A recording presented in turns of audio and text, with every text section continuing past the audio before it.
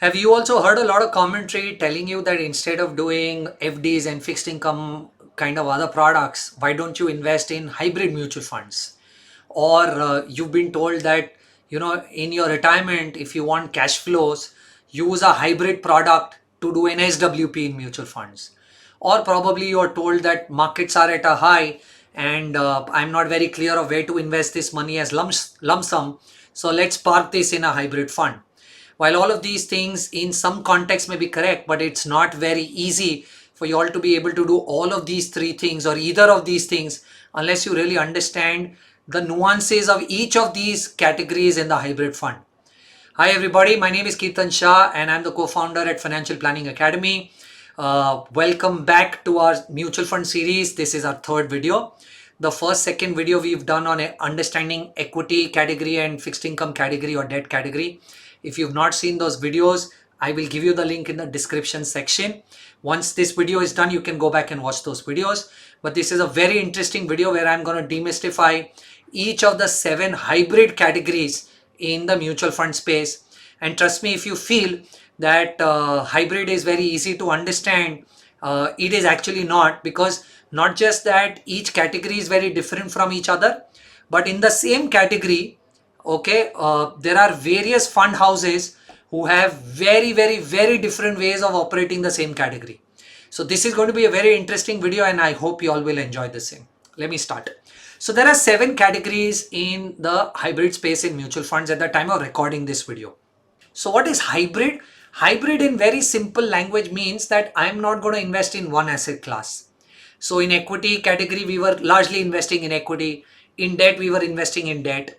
But when the word comes hybrid, you have to understand that the investment can happen across. So in one category or one scheme, investment can happen across equity, debt, preference shares, gold, REITs, InvITs. So a category of hybrid may invest in any of these asset classes or all of these asset classes in one scheme or one category or one product. That's why you call it hybrid. The first hybrid category that I want you to understand is something called as conservative hybrid. Like the name suggests, this is for conservative investors. Reason simple. At any point in time, this category will have only 10 to 25% exposure to equity, and at all points in time, it will have 75 to 90% exposure in fixed income, which means irrespective of the fund that you invest in, if the category is conservative hybrid, they cannot go outside of 10 to 25% in equity and 75 to 90 in fixed income. So this is more for conservative investors who are FD investors, first time investors to the market, just outside of FD, they want to try mutual fund, they can actually try this category. Second is for more moderate investors, which is balanced hybrid. What is balanced hybrid? Like the name suggests, it's more balanced. So you will at all point in time have, irrespective of the AMC's scheme that you invest in, 40 to 60% in equity and 40 to 60% in fixed income. A slightly more aggressive as a category is called aggressive hybrid, where what we are trying to do is have 65 to 80% in equity and have 20 to 35% in debt. So you will largely see a 70-30 or an 80-20 kind of a portfolio in aggressive hybrid, and like the name suggests, it's aggressive and hence it is meant for aggressive kind of investors. But the most popular, most interesting category in this space is something called as BAF or DAF, which stands for Balance Advantage Funds or Dynamic Asset Allocation Funds. And like the name suggests, it is dynamic. The fund manager chooses how much and what part of the portfolio actually stays in equity and what part of the portfolio actually stays in fixed income. So you might have funds, depending on the strategy that they are following, might have 20% in equity at some point in time, and at some point in time might have 80 or even 100% in equity. So this is a completely different product where the fund manager decides or how much do the fund manager really wants in equity and how much does she want in fixed income, depending on the reading that the fund manager has about the market, right? So over here conservative investors should invest, here more moderate. This is for more aggressive investors, right?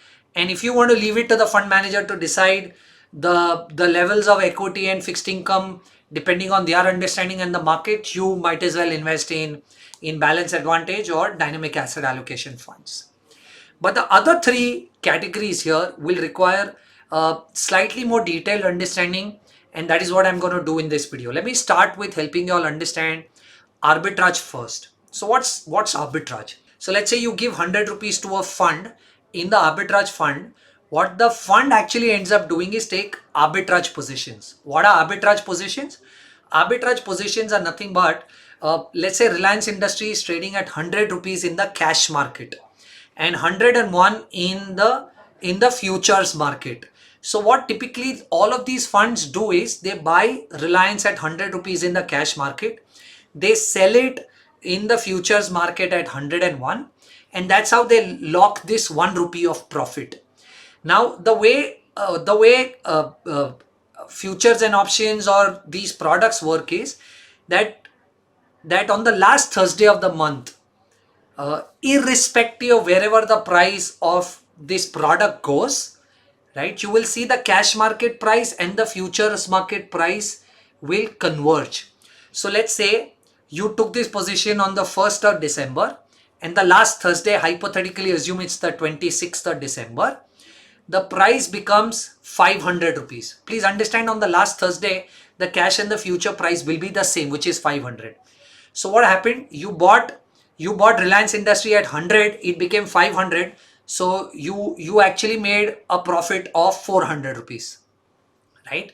But in the futures, you sold it at 101 and the price became 500. So you actually lost 399. So in the cash market you made 400, in the futures market you lost 399. You are still making that 1 rupee profit. So what happens is in arbitrage funds is the most important thing is that when you all are trying to take the first trade, right, only at that point in time you lock in a profit which stays till the last Thursday for you. So if you carry on the position from the point that you've taken the position to the last Thursday, you will always make that 1 rupee or 50 paise or 2 rupee profit at which you've taken the trade. So largely this category does not come with a lot of risk. It makes you 5-6% depending on the market situation. But the most interesting part is that arbitrage, because it is done in equities, it gives you equity taxation. So even when you are just buying in the cash and selling in the future and locking that 1 rupee profit, which is largely your profit on the last Thursday, and you don't really lose money. You pay only 10% tax if you hold it for more than a year, and you pay 15% tax on capital gains if you hold it for less than a year. And hence net taxes, this category is very interesting versus doing let's say a liquid fund, because what typically happens in a liquid fund, the return that you make is taxed at your marginal slab rate, which can be 20-30% depending on which part of the tax bracket do you really fall. So a lot of sophisticated investors actually use arbitrage funds instead of liquid funds to park your money. The only difference is that in arbitrage funds, you will get your money T plus 2 days, and in liquid you get it in T plus 1 day. So that's the only difference, outside of which an arbitrage fund will typically post tax do much better job versus a liquid. I hope you've understood the arbitrage category. The interesting one and the most upcoming one after the debt indexation advantage went away from the debt mutual funds is the multi-asset fund. And all AMCs are coming out with new multi-asset funds because now they want you to invest in multi-asset funds with a perspective that they will build a portfolio in a way that you will have risk very similar to fixed income. The returns that they will generate is very similar to probably fixed income plus 1%, 2%, but they will still give you equity taxation, is why this category is really booming. And I'll tell you how do they really do this. So multi-asset fund as a category means, or by definition says, that you should have 10% minimum in 3 asset classes. So asset classes can be equity, asset can be debt, asset can be commodity, asset can be REIT, or asset can be arbitrage or cash. Out of these 5, you need to have 10% in 3 categories. If you are able to do that, you probably have satisfied the condition of it being a multi-asset fund, and hence the remaining 70% can get allocated anywhere. Now here is where the game is. You have to be very conscious of the fact that all AMCs are going to have very different allocations done to each of these asset classes at all points in time. Like say for example, today at the time of recording, ICICI Multicap has roughly 60% to equity and 13% to commodities. But a quant multicap has roughly 55-60% to equity and roughly 40% to gold as an asset.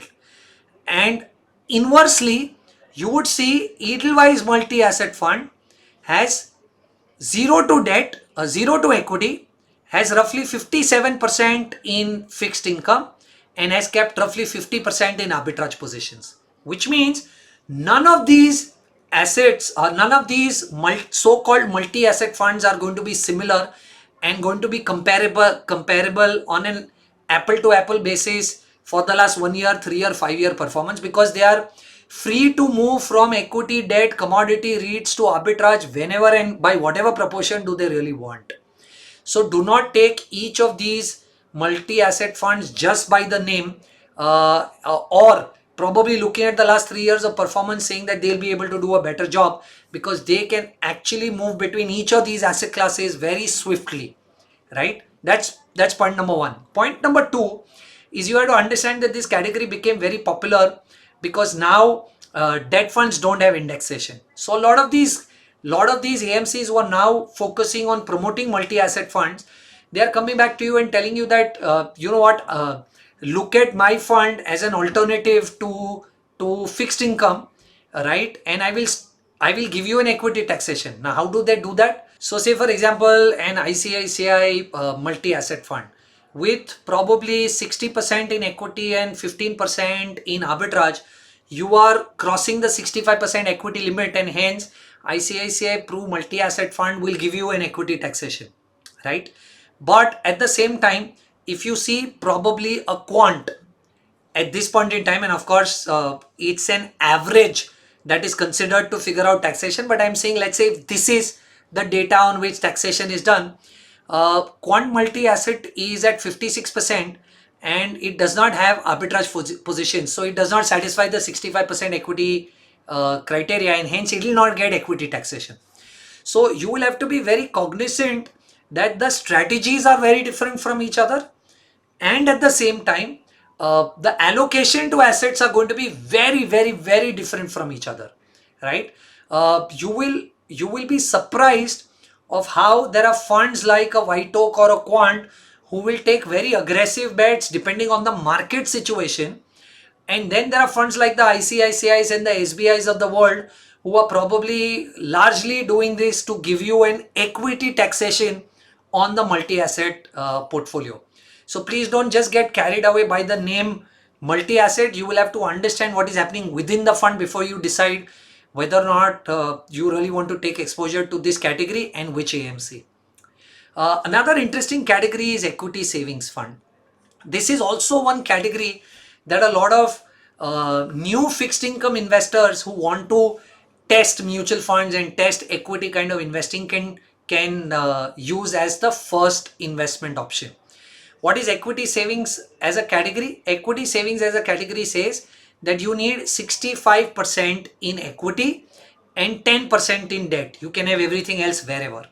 Now, what I want you to understand is, while the category says you need 65% in equity, the funds realistically don't ever have 65% in equity, right? They will typically have much lower than 65% in equity because they are going to use arbitrage and cash position to make 65% as equity and reduce the risk on the portfolio.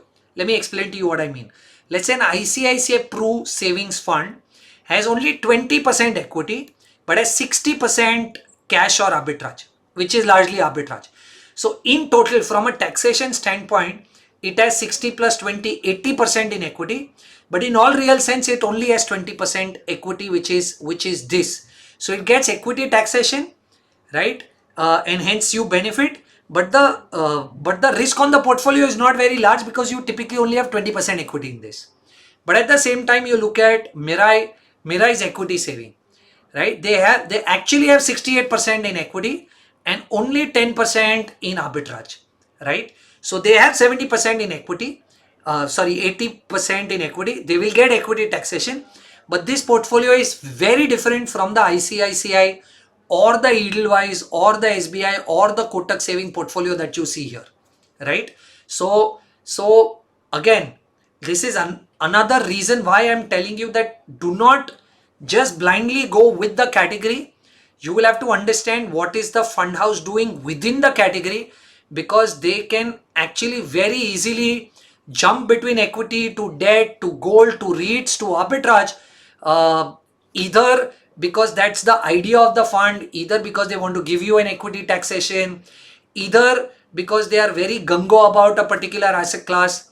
Please do not take any of these investments at the face value just because the name is multi-asset or equity savings or whatever.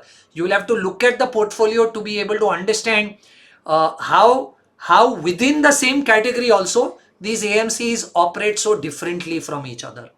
A couple of advantages and disadvantages of